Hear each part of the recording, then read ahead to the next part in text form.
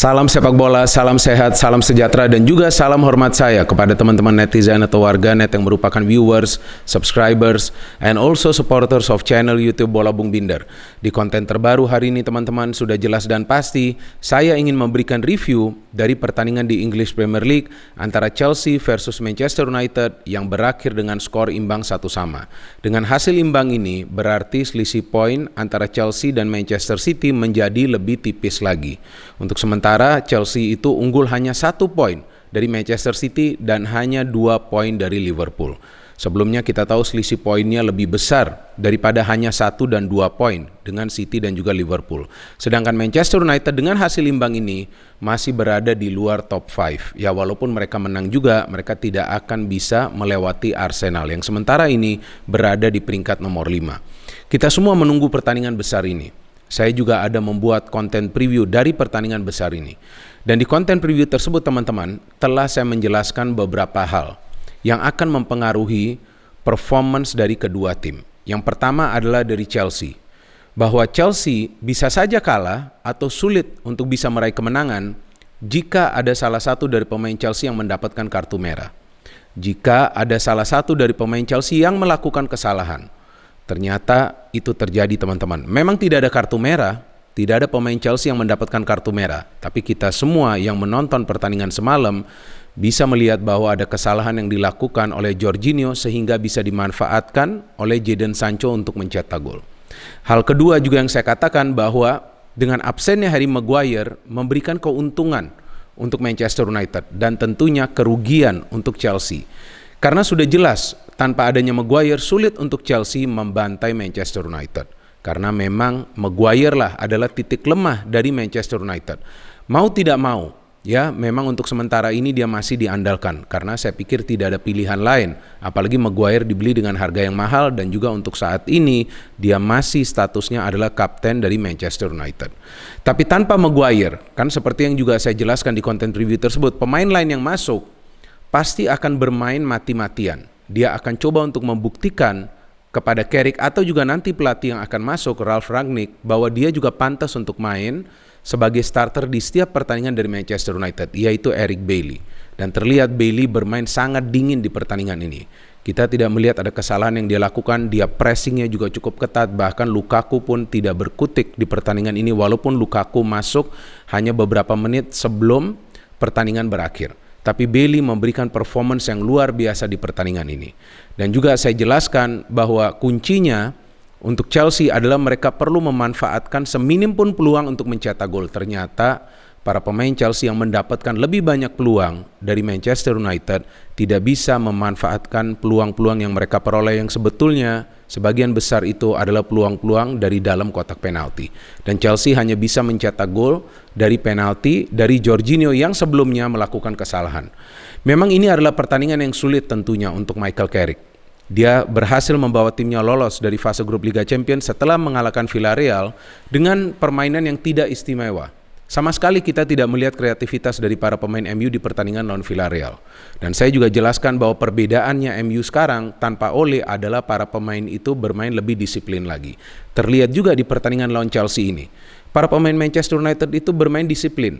Mereka tahu apa yang mereka perlu lakukan, yaitu untuk meredam kecepatan dari para pemain Chelsea dari kedua sektor flank. Maka itu bisa kita perhatikan bahwa baik Reece James dan juga Alonso tidak berpengaruh dalam pertandingan kemarin malam. Karena mereka di-press terus, mereka ditutup terus pergerakannya. Memang ada pemain lain yang bisa memanfaatkan situasi tersebut. Siapa pemain-pemain tersebut? Yaitu Ziyech dan juga kita lihat ada Callum Hudson-Odoi. Tapi sayang mereka tidak bisa mengkonversikan peluang-peluang yang mereka dapat. Nah itu juga menjadi salah satu masalah untuk Chelsea. Yaitu conversion rate ketika mereka sudah mendapatkan peluang di dalam kotak penalti. Memang Chelsea adalah tim yang efektif dalam urusan mencetak gol. Mereka sudah banyak mencetak gol.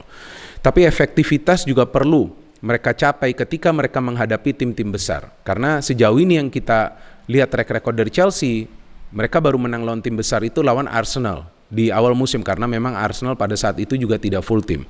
Tapi mereka efektif di pertandingan lawan Arsenal. Jadi saya pikir salah satu masalah Chelsea yang sekarang kita bisa lihat adalah ketika lawan tim-tim besar, ya para pemain tuh di depan mulut gawang tampaknya tidak tenang. Mungkin jika Lukaku main dari awal, keadaannya bisa saja berbeda. Karena saya beberapa kali jelaskan bahwa Meskipun Chelsea sejauh ini bisa menang tanpa Lukaku, tapi tetap mereka memerlukan target man murni di depan, karena dalam situasi-situasi sulit mencetak gol, target man tersebut logisnya akan bisa memecah kebuntuan tersebut. Dan ternyata kita lihat Lukaku tidak turun untuk waktu yang cukup lama, dan MU bisa mengakhiri pertandingan ini dengan hasil draw 1-1. Apa yang dilakukan oleh Carrick dan apa yang dilakukan oleh Thomas Tuchel perlu kita lihat dari starting lineup kedua tim masing-masing, teman-teman. Saya memang suka membahas lineup ya teman-teman, dan itu sangat amat penting. Nah, kita perlu melihat dulu ya dari lineup kedua tim. Formasi Chelsea seperti biasa 3-4-2-1. Mendy di belakang, ada Silva. Wah, saya benar-benar gak percaya nih ya, Silva ini ternyata sudah berusia 37 tahun, luar biasa energinya. Rudiger, Chalobah pemain muda diberikan chance tampil, Reece James, Loftus-Cheek, kemudian Jorginho, Marcos Alonso, Ziyech, Callum Hudson-Odoi, dan juga Timo Werner. Memang sih Chelsea kehilangan Kante ya. Tampak bahwa dengan turunnya 3 gelandang bertahan dari MU, saya tidak melihat ada pemain Chelsea yang bisa memberikan counter pressing.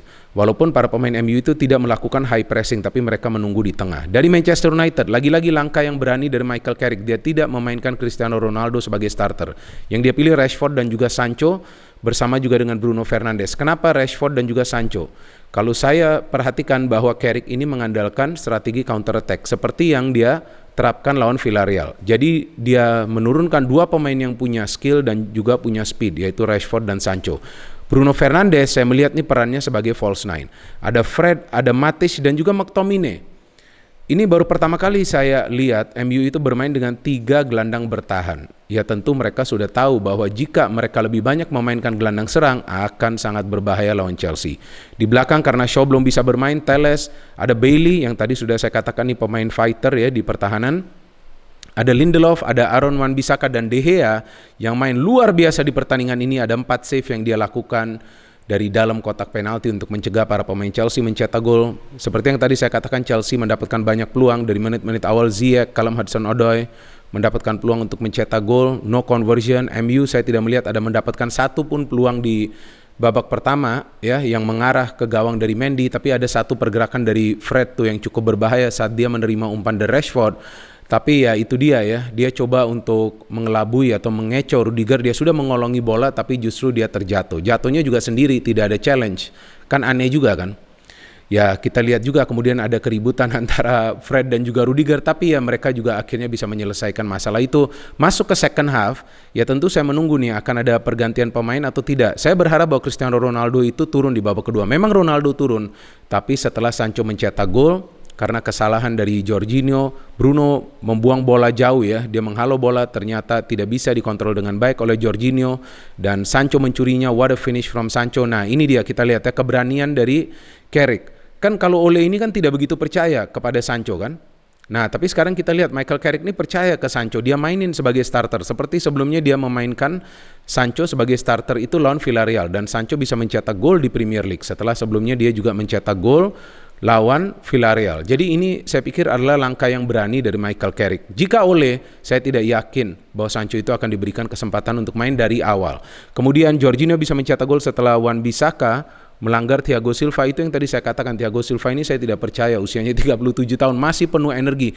Dan saya yakin bahwa PSG juga menyesal ya melepas Thiago Silva. After 1-1, memang ada juga peluang dari Werner, dia tidak bisa mencetak gol, dan peluang terbaik sebetulnya untuk Manchester United itu didapat oleh Fred menit 87 atau 88. Mendy itu kan salah passing. Nah Fred ini kan gelandang bertahan, bukan gelandang menyerang.